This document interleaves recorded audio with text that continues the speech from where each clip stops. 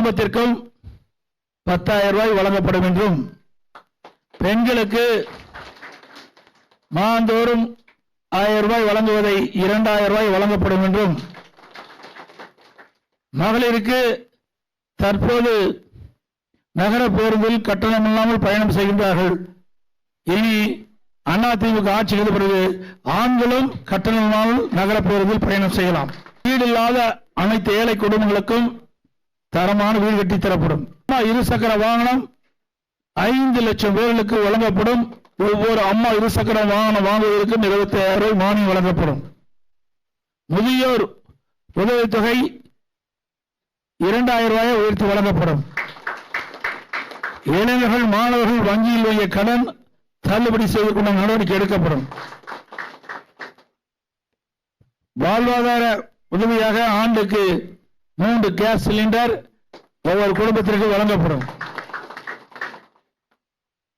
தற்போது இல்லத்தரசின் பணிச்சுமையை குறைக்க அரிசி குடும்ப அட்டைதாரருக்கு குளிர்பதன பெட்டி ஃபிரிட்ஜ் விலையில்லாமல் வழங்கப்படும். குடும்ப அட்டைதாருக்கு தற்போது வழங்கி வரும் விலையில்லா அரிசியோடு 1 கிலோ பருப்பு 1 லிட்டர் சமையல் எண்ணெய் விலையில்லாமல் அனைத்து குடும்ப அட்டைக்கும் வழங்கப்படும். விவசாயம், நீர்வளம், கால்நடை வளம், தொழில்துறை, மீனவர் நலன், கல்வி, மருத்துவம், தமிழ்மொழி மற்றும் பண்பாடு, மகளிர் நலன், பெண்கள் பாதுகாப்பு, தொழில், சிறு குறு மற்றும் நடுத்தர தொழில்கள், சுற்றுச்சூழல், வனம், சுற்றுலா, இளைஞர் நலன் மற்றும் வேலைவாய்ப்பு, அரசு ஊழியர், காவலர்கள், ஜவுளித்துறை மற்றும் பத்திரிகையாளர் நலன் உட்பட பல தலைப்புகளில் மொத்தம் 297 அறிவிப்புகள். ஆதாரத்தை எப்படி பெருக்குன்னு கேளுங்க. நிதி ஆதாரத்தை சரியான முறையில் பெருக்கும். நான் தெளிவாக சொல்லியிருக்கிறேன். ஒவ்வொரு ஆண்டு கொரோனா காலம் அத்தனை பத்திரிகையாளர் ஊடகங்களுக்கு தெரியும். அந்த காலகட்டத்தில் அரசாங்கத்துக்கு வருவாயே இல்லாமல் இருந்தது. அந்த காலகட்டத்தை கூட சிறப்பான ஆட்சி கொடுத்த அரசாங்கம் அதிமுக அரசாங்கம். அதனால நிதி ஆதாரத்தை பெருக்கி நாங்கள் அறிவிக்கப்பட்ட திட்டங்களை முறையாக செயல்படுத்துவோம். ஒவ்வொரு வருஷமும் ஒவ்வொரு தேர்தலின் போதும் திமுக தேர்தல் வாக்குறுதிகளை வெளியிடுறாங்க. வெளியிடும் போதெல்லாம் என்ன சொல்றாங்கன்னா திமுகவுடைய தேர்தல் அறிக்கை தான் அந்த தேர்தலில் கதாநாயகன் அப்படின்னு. இப்ப யார் கதாநாயகன்? அனைத்து இந்திய அண்ணா திராவிட முன்னேற்ற கழகம் தான் கதாநாயகன். அதை மாற்றக்கூடிய அளவுக்கு அதிமுகவுடைய தேர்தல் வாக்குறுதி இப்பதான் நாங்க அறிவிச்சிருக்கிறோம்ல. மாற்றது போறதுல இல்ல. மக்களுக்கு எது சரி, எந்த அறிவிப்பை கொடுத்தா மக்களிடத்துல போய் சேரும், அதனால மக்களுக்கு நன்மை கிடைக்கும் தான் பார்க்கணும். ஆனா திராவிட முன்னேற்ற கழகம் சுமார் 525 அறிவிப்புகள் வெளியிட்டன. 4இல் 1 பாக அறிவிப்பு தான் நிறைவேற்றிருக்காங்க. எஞ்சிய அறிவிப்புகள் இதுவரைக்கும் நிறைவேற்றவே இல்லையே. அப்படி ஏற்கனவே சொல்லிக்கிறோம். எங்களுடைய தலைவர்கள் ஏற்கனவே நிறைவேற்றிருக்கின்றார்கள். அந்த வழியில் வந்த அம்மாவுடைய அரசும் அறிவிக்கப்படுகின்ற அறிவிப்புகள் முழுமையாக நிறைவேற்றுவதற்கு உரிய நடவடிக்கை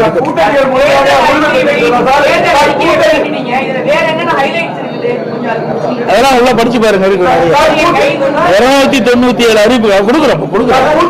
இல்ல இல்ல என்ன வாசன் அவர்கள் இருந்தாரு, அப்புறம் ஐஜேகே இருக்குது, அப்புறம் இன்னும் ஜெகன்மூர்த்தி அவர்கள் ஜெகன்மூர்த்தி அவர்கள் இருக்காங்க, அப்புறம் இன்னும் இருக்காங்க. சிறு சிறு கட்சிகள்லாம் எங்களோட வந்து பேச்சுவார்த்தை நடத்திட்டு இருக்கிறாங்க.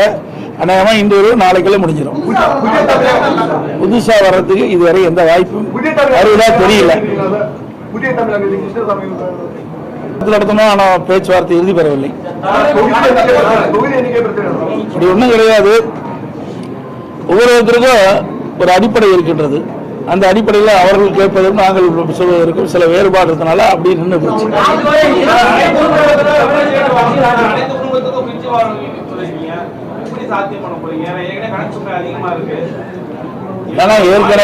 நான் ஏற்கனவே தெளிவாக சொல்லிவிட்டேன். அனைத்து இந்திய அண்ணா திராவிட முன்னேற்ற கழக அரசு ஆட்சி செய்த பொழுது கொரோனா காலம் ஓராண்டு அரசுக்கு வருவாய் இல்லாமல் இருந்தது. அந்த காலகட்டத்தில் கூட ஒரு சிறப்பான ஆட்சி கொடுத்த அரசாங்கம் அதிமுக அரசு. வருவாய் இல்லாத போது ஒரு சிறப்பான ஆட்சி கொடுத்தோம். வருவாய் இருக்கின்ற போது இந்த திட்டங்களை எல்லாம் முழுமையாக நிறைவேற்றி தருவோம்.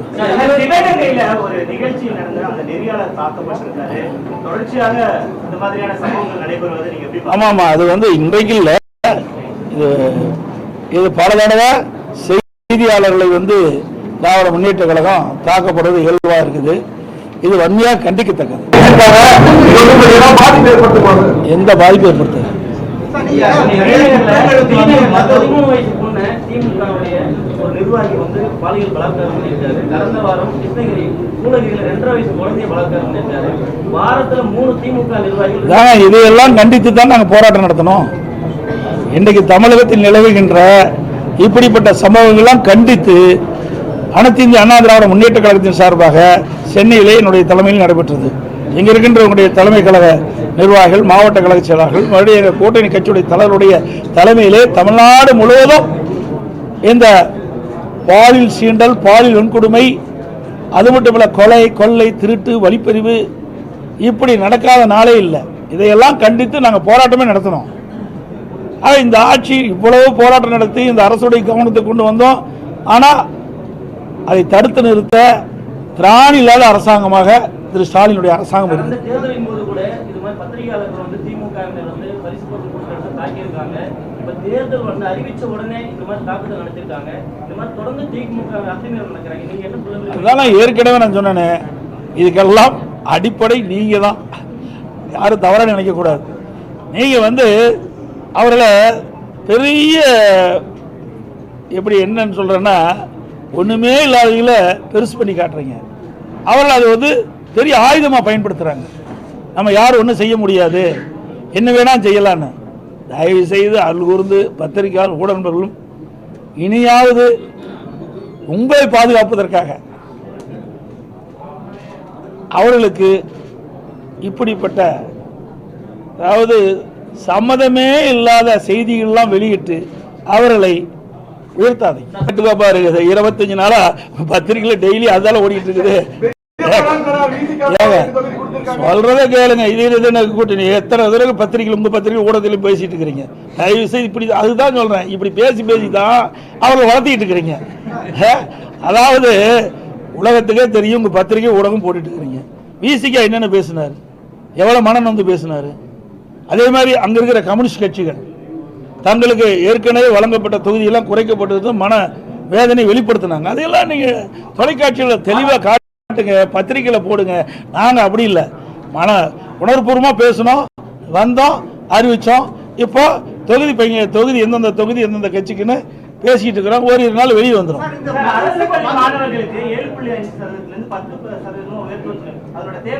அதாவது இது பெரிய வரவேற்பு கிடைச்சிருக்குது மக்களிடத்துல.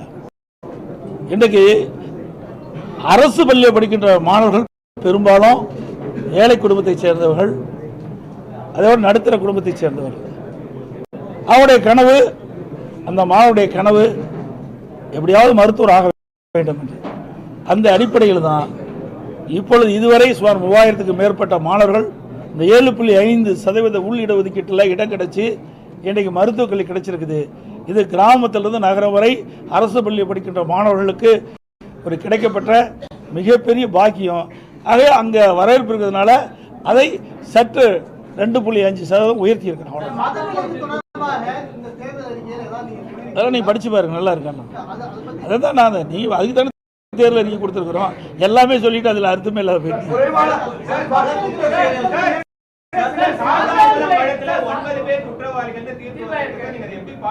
சார், நாங்கள் எங்களை பொறுத்த வரைக்கும், அதாவது அனைத்து இந்திய அண்ணா திராவிட முன்னேற்ற கழகத்தை பொறுத்த வரைக்கும் சட்டத்தின் ஆட்சி நடைபெற்றது. தவறு நடந்தால் அதற்கு உண்டான தண்டனை அவர்கள் பெறுகிறார்கள். இது நீதிமன்றம் வழங்கப்பட்ட தீர்ப்பு. ஆக எந்த இடத்தில் தவறு நடந்தாலும் அது தவறு தான். அதில் எந்த ஒரு மாற்று கருத்தும் கிடையாது. அதே நீதிமன்றம் விசாரிக்கப்பட்டு அதில் தவறு நடைபெற்றதாக அந்த விசாரணையில் தெரிய வந்த காரணத்தினால் நீதிமன்றம் சம்பந்தப்பட்டவர்களுக்கு தண்டனை வழங்கியிருக்கு. மது, அதான் நான் ஏற்கனவே சொல்றது, அதிமுக கடந்த காலத்தில் வரைக்கும் அந்த மது கடைகளை படிப்படியாக குறைக்க நாங்கள் இந்த தேர்தல் அறிக்கையில் கூட இருக்குது. நாங்கள் சொல்லிட்டு இருக்கிறோம், படிப்படியாக தான் குறைக்க முடியும்.